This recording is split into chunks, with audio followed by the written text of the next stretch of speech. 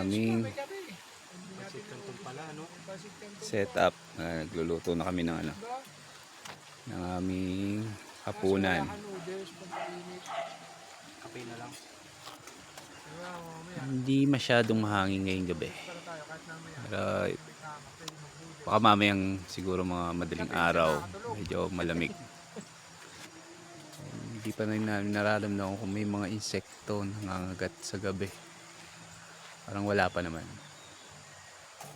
O dahil bagong paligo pa, kaya hindi pa kumakagat yung mga lamok, insekto dito. Yung mga ano, solar lights. Kasi yun, kita yung ilog tsaka yung kabilang campsite, yung Tampisawan campsite. So ito yung ayun, kaming katabing mga campers din. So yung information desk, ano yun, nandun.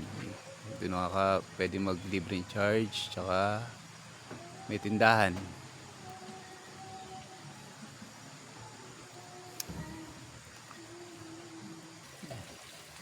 Ano yan? Naka-video lang? Video lang.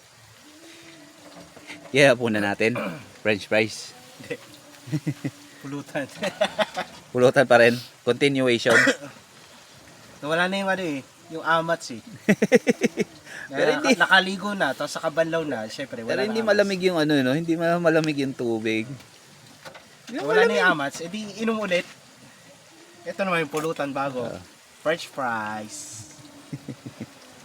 French fries naman. May kanin pa naman kami. Ayan. Basta may kanin natin. Ayun. Kanina kasi, ano yan eh, yung tinatawag nilang ano, campers rice, yung may iba't ibang level ng ano, may malatis, yung medyo tama May lang. malatis, may patuka, may ganun.